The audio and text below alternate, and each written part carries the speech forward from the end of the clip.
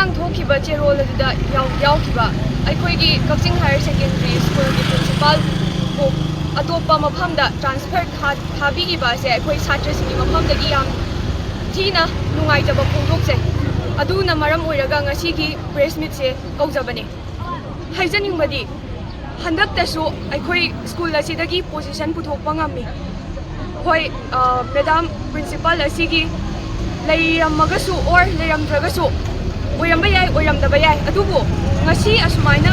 tawrakpa ngamibasidi madam gi yamna chawba credit ama layedi madam da bijaningi aduga ngasi madam sina aikhoi school sigi chawkhatnabagi damakta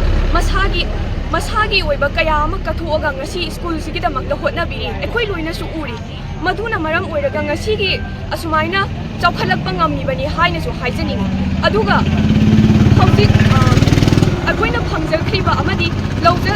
aikoi punna harauba phawba phongdok mina dingai maraksida sumaina sarkarna medamu aikoi punna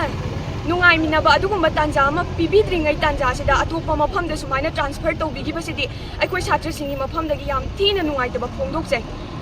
amadi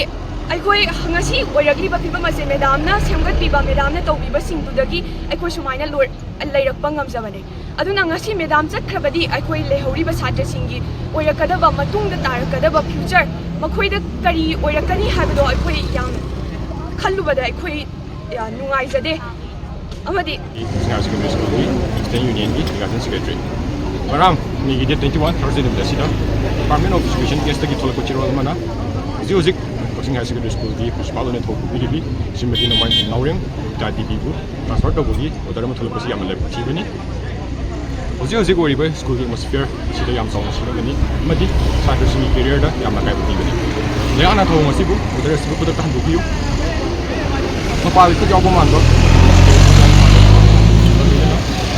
mainnya transfer harpasi Kakching lagi lagi akan menjadi dengan nama kata bahwa drama dalam game so tauri habi udara matul ke pangpa sekolah sih ini mereka dapat tahu sing classing amadi using nama sang kata apa class 11 card tu satu division division nama boleh tu cara ini